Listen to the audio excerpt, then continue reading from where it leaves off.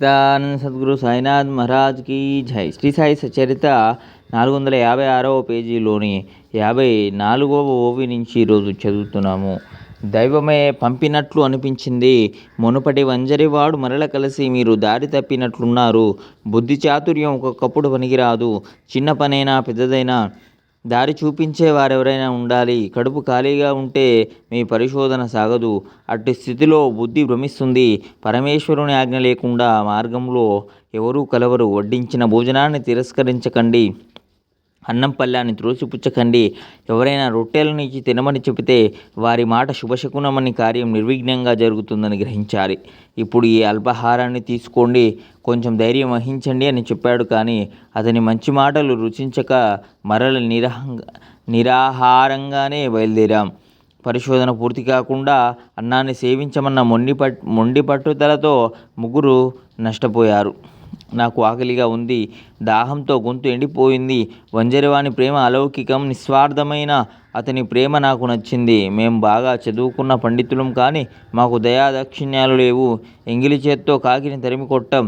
కానీ ఏ చదువు, ఏ యోగ్యత లేనివాడు నిమ్నజాతి వంజరుడు హృదయంలో నిండు ప్రేమతో రొట్టె కూర తినమని చెప్పుతున్నాడు.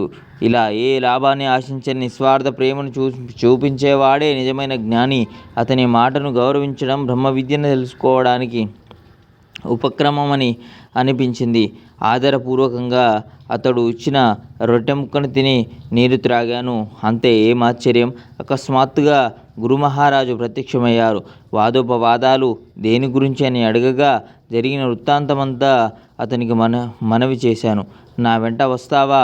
నీ వెతుకుతున్న దాన్ని త్వరగా చూపెడతాను. కానీ నా మాటల యందు విశ్వాసం ఉంచి నేను చెప్పినట్లు ప్రవర్తించే వారి కోరిక ఫలిస్తుంది అని చెప్పాడు. మిగతా వారు ఆ మాటలను ఒప్పుకోలేదు. వారు అతని మాట వినకుండా వెళ్ళిపోయారు. కానీ నేను వారి ఆజ్ఞను శిరసావహించాను. తర్వాత గురువుగారు నన్ను స్వీకరించారు. ఒక బావి వద్దకు తీసుకుని వెళ్ళి నా 2 కాళ్ళకు తాడు కట్టి కాళ్ళు పైన తల కింద ఉండేలా నీటిపైకి వదిలారు.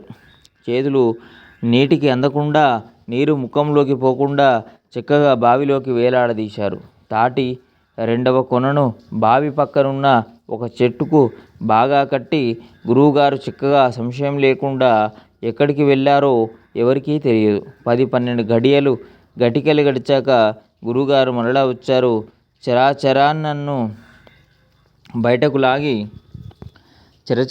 బయటకు లాగి బాగున్నావా అని ప్రశ్నించారు. చాలా ఆనందంగా ఉన్నాను. నేను అనుభవించిన అపార సుఖాన్ని పామరున్నైన నేను ఎలా వర్ణించను అని జవాబిచ్చాను. నా మాటలను విని గురువుగారు ప్రసన్నులయ్యారు. తమ హస్తాలతో నా శరీరాన్ని నిమిరి నన్ను వారి వద్ద అట్టి పెట్టుకున్నారు. ఇదంతా చెబుతుంటే నా హృదయం ప్రేమతో ఉప్పొంగిపోతుంది. తర్వాత గురుమహారాజు నన్ను పాఠశాలకు తీసుకొని వెళ్ళారు. పక్షి తన పిల్లలను రెక్కలలో ఒదిగి పెట్టుకునే రీతిగా గురువు నాపై ప్రేమను చూపారు. గురువుగారి ఆ పాఠశాల ఎంతో రమ్యమైనది. అక్కడ జననీ జనకుల వాత్సల్యం తొలగిపోయింది. మాయా మోహ మమకారాది శృంఖలాలు విడిపోయాయి. అవలీలగా ముక్తిని పొందాను. అవాంఛనీయమైన బంధనాలు విడిపోయాయి. పరమార్థంలో ప్రతిబంధకమైన ప్రవృత్తి తొలగిపోయింది. గురువు కంఠాన్ని వినవేసుకొని వారి కళ్ళలో ఉండిపోవాలనిపించేది. వారి ప్రతిబింబం లేని కళ్ళు ఒట్టి మాంసపు గోళాలు. ఆ కళ్ళ కంటే అంధుణ్ణి అయిపోయినా బాగున్ను అని అనిపించేది. నా పాఠశాల అటువంటిది. అందులో అడుగు పెట్టాక వెనుకకు మరలిపోయే దౌర్భాగ్యులు ఎవరుంటారు? నా ఇల్లు, వాకిలి, తల్లి, తండ్రి, నా సర్వం గురువే అయ్యారు. వారిని ధ్యానించడానికి ఇతర ఇంద్రియాలతో సహా మనసు తన స్థానాన్ని విడిచి వచ్చి కళ్ళలోనే ఉండిపోయింది. జై Sainath. Thank you very much. లోకా సమస్తాం సుఖినో భవంతు.